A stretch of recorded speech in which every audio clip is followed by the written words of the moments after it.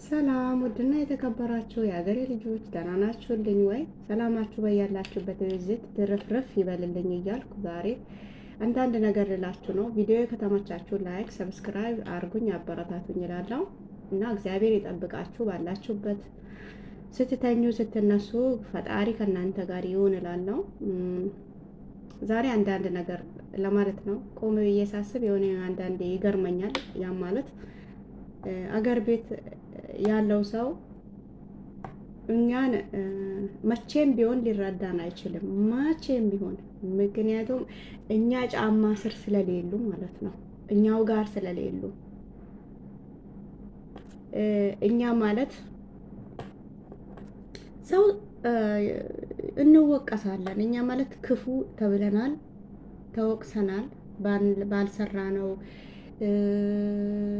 ባልደረስንባቸው ይደርሱናል። ስድብም አለ ስድብም አለ። መጀመሪያ በጣም የምትግባቡት ጓደኞች በጣም በቃ የራሴ ሰዎች ጎኔ በቃ ከጎኔ የማይርቁ ናቸው። እያንዳንዱ ነገሬ ላይ አብሬያቸው የነበርኩት ዛሬ ላይ የሉም። ማንም ሰው የለም እና ብንታመም አትጠይቅም፣ ሰው ቢሞት አታሳብርም ይላሉ። ሰው ቢሞት ነፍስ ይማር እግዚአብሔር ያጽናችሁ ሲባሉ ምላስ ብቻ አፍ ብቻ ናት ይባላል።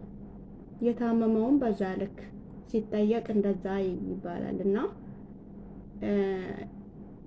ከዛ ሁሉ ዝምታን መርጫለሁ። እኔ ዝም ብያለሁ፣ ምክንያቱም ሁሉም ነገር ችግር ስለሆነ ማለት ነው። ከዚህ በፊት የሆነ ሰው ተቸግሮ በጣም ተቸግሮ አቅሜ የሰጠኝን ያህል ብረዳው ይሄን ብር ነው ወይ ብለሽ ነው ወይ የላክሽው?